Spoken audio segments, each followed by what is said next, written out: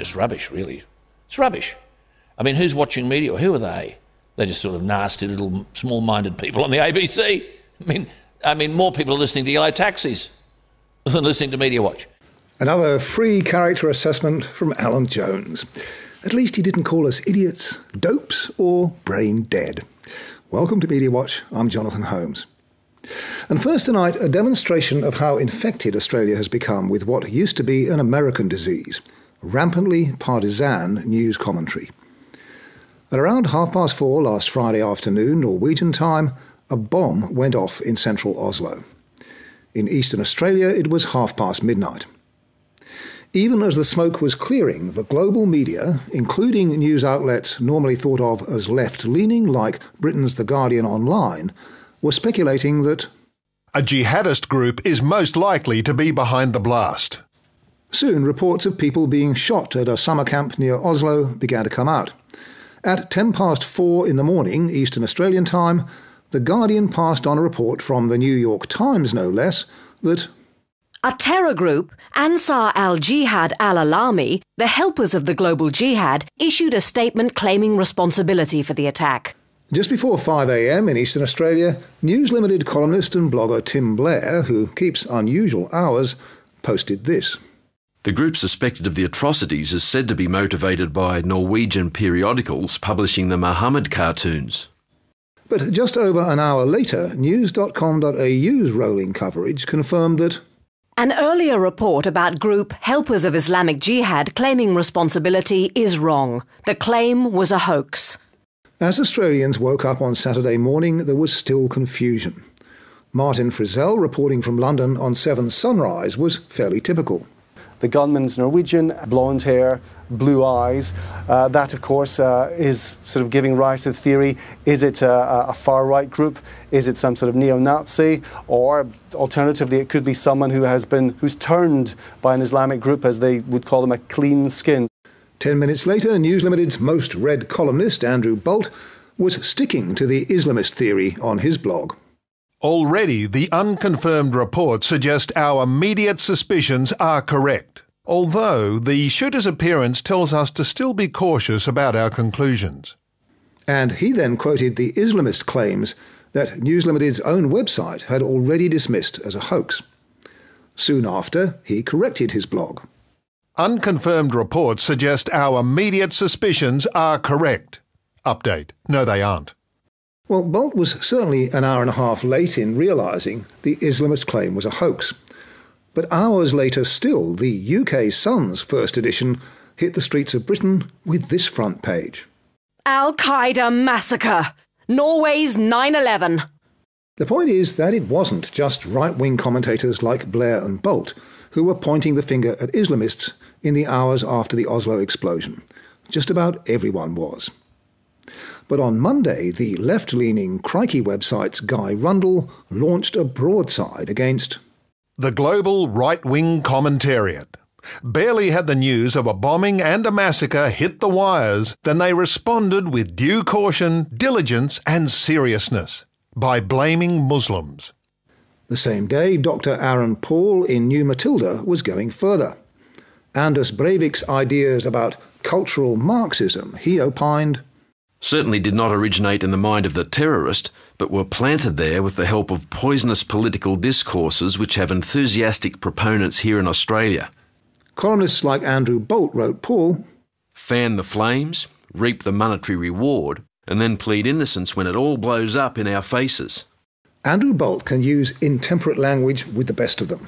In his Herald Sun column last week, he fired back, hear that gloating sound among the sobs for the 76 people murdered last week by Anders Behring Breivik? It's leftist polemicists, gleeful that the Norwegian murderer was a far-right Christian. There was a lot more from those commentators and others in the same almost hysterically partisan vein. Finally, on Thursday, some common sense and decency from the ABC's Annabel Crabb. Has no one in this tussle recognised how bilaterally stupid, not to say offensive it is for this argument to be raging among Australian ideological warriors, while in Norway parents are still identifying their children? Unfortunately, Annabel, it seems no one had. And now to a topic that shouldn't be the cause of partisan political argument, but unfortunately is. This was a front-page article in The Australian the Friday before last. Sea level rises are slowing, tidal gauge records show. Exclusive, Stuart Rintoul. It's all about a research paper published in March in the peer-reviewed Journal of Coastal Research. According to Stuart Rintoul, the analysis by New South Wales principal coastal specialist Phil Watson calls into question the assumption of an accelerating rise in sea levels because of climate change. Well, as we'll see, Phil Watson disagrees that that's what his paper does. But this much is uncontested. Mr. Watson's mathematical analysis of 80 years of tidal gauge records at 4 locations in Australia and New Zealand finds there was a consistent trend of weak deceleration from 1940 to 2000. A slowing, that is, in the rate that sea levels rose over that period. The Australian's article goes on to quote climate change researcher Howard Brady at Macquarie University, who had some startling conclusions to draw from Mr. Watson's paper and from a similar American analysis published earlier this year. Dr. Brady, we're told, concludes that sea level rises accepted by the CSIRO were already dead in the water as having no sound basis in probability. This factual information means the high sea level rises used as precautionary guidelines by the CSIRO in recent years are in essence ridiculous, he said. Well, you can imagine how that story was jumped on by the proliferating websites devoted to debunking climate change science. Ding dong, the climate witch is dead! And by the talkback radio hosts with a similar agenda. And this challenges, of course, all the predictions, including the corrupt CSIRO, that sea levels will rise because of climate change and they'll inundate Australia's coastline by 2100. The corrupt CSIRO, says Alan Jones. In contrast, Dr. Howard Brady, interviewed by Chris Smith on 2GB later that day, is apparently one of Australia's most prominent experts on sea levels. The Australian tells MediaWatch that it was Howard Brady, among others, who brought Mr. Watson's paper to its attention. And it says, Dr. Brady was considered well qualified to comment on the potential deficiencies of scientific modelling compared to observable record. Considered by whom, I wonder?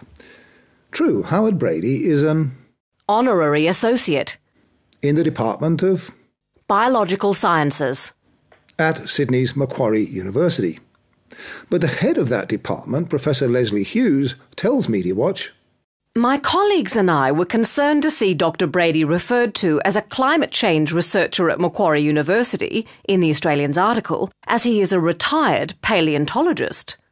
In his retirement, writes Professor Hughes, Dr. Brady has done work on his local beaches, but he is not formally collaborating with any climate change researchers at Macquarie, and he has not published any papers on this topic in the peer-reviewed scientific literature. Asked about his credentials, Dr. Brady sent MediaWatch a substantial statement. It's on our website. The nearest he comes to describing his scientific expertise is this. I am a qualified scientist interested in researching relationships between past and present environments, climates, and organisms. The fact is that on the topic of sea levels and climate change, Howard Brady may be knowledgeable, but he's an amateur. That doesn't mean he's not entitled to a view. But what did the CSIRO have to say when he dismissed its sea level projections as dead in the water and, in essence, ridiculous? Well, unbelievably, Stuart Rintoul didn't bother to ask it for comment. When we asked the editor of The Australian why not, he replied only that, as I understand it, the CSIRO was invited to comment to MediaWatch and declined to do so. Well, Mr. Matheson, you're wrong about that.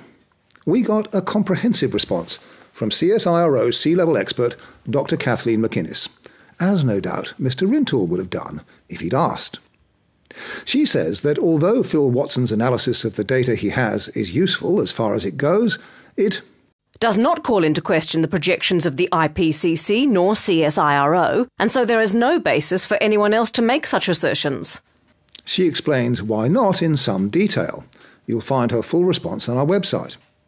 Dr. McInnes adds, CSIRO would have appreciated the opportunity to clarify what is a complex issue for many people.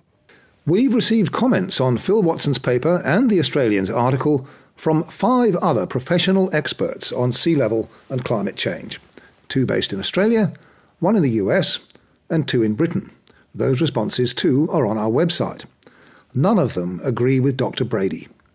And most of them point out that the slight deceleration that Phil Watson identified is a result of the particular time period he's dealing with.